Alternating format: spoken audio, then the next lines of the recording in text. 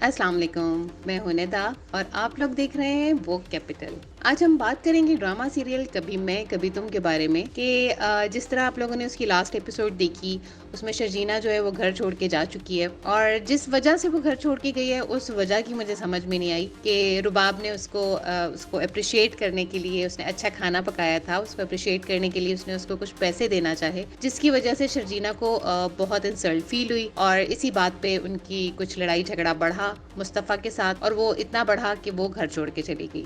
आपको पता है मुस्तफ़ा भी इन दोनों कुछ बहुत ज़्यादा इन्फीरियोरिटी कॉम्प्लेक्स में चल रहा है। अच्छा, यहाँ पे मुझे मुस्तफ़ा के भी इस बिहेवियर की समझ में नहीं आ रही कि वो क्यों इतना ज़्यादा ऐसे बिहेव कर रहा है। ठीक है, उसने बातें सुन ली थी उसकी शर्जीना और अदील की, लेकिन वो जितनी भी कन्वर्सेशन थी उसमें अदील ही सब कुछ बोल रहा था और वो अदील की ही बातें सुन के चला गया। जब शर्जीना की बारी आई उस वक्त तक वो जा चुका था, उसने शर्जीना की बातें नहीं सुनी कि उसने क्या उसको क्लैरिफिकेशंस दी, क्या क्या उसको आगे से बातें सुनाई अदील को। बट ये जहां अदील की एंट्री हुई है ना, वहां पे सारा मसला खराब हो गया। अदील आया है घर में और आके अदील तो बर्दाश्त ही नहीं कर रहा ना इन दोनों को साथ के, वो इतने अच्छे से प्यार से रहे, किस तरह से रहे, और जो अदील चाह रहा था वो उसने कर लिया। उसने ये सब कुछ जानबूझ के सारी बातें उसने मुस्तफ़ा के सामने की, सामने मीन्स कि उसको पता चल गया था कि मुस्तफ़ा रूम में है, इसलिए उसने वो सारी बातें की तो ताकि मुस्तफ़ा का दिल ख़राब हो, और वही हुआ। मुस्तफ़ा का तो दिल बुरा हो गया एकदम से, क्योंकि उसको पता था ये शादी एक मजबूरी की शादी है।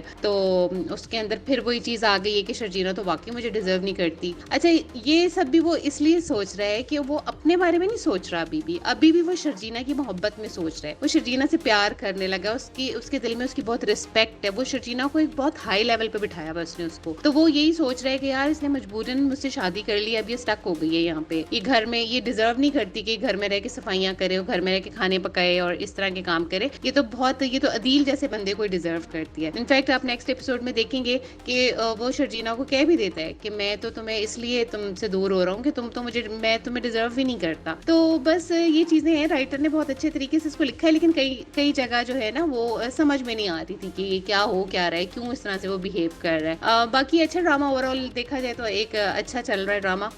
रुबाब अपनी जगह अदील को खींच रही है, अब जो वो है एक जिस तरीके का उसका एक माइंडसेट है वो उस तरीके से उसको अदील को लेके चल रही है, जो कि अदील से बर्दाश्त नहीं होता अदील को। इसीलिए तो शर्जीना को देख देख के बार बार याद आ रहा है कि ये मैंने क्या कर लिया, इतनी अच्छी लड़की छोड़ दी। तो जनाब बस ड्रामा है, ड्रामा में तो यही चीजें होती हैं। तो अब देखते हैं कि अब नेक्स्ट एपिसोड में क्या होता है। नेक्स्ट एपिसोड में वैसे दिखाया ही गया है कि जो मुस्तफ़ा है और शर्जीना के बीच में कोई बातचीत हुई है, शायद हो सकता है ये मैटर सॉर्ट आउट हो जाए, ये या हो सकता है ये शर्जीना और मुस्तफ़ा दोनों सेपरेट हो जाएं, अलग घर लेके रहने लगे, या फिर अदील वापस अपने घर चला जाए। और ये तो सबसे अच्छा हो जाएगा अगर अदील वापस अपने घर चला जाएगा, क्योंकि अच्छा खासा रह रहे थे ये दोनों। हाँ बेशक इनकी जो मदर है उनके बहुत डबल स्टैंडर्ड्स हैं, वो रुबाब में और शर्जीना में बहुत ज़्यादा फ़र्क कर रही है।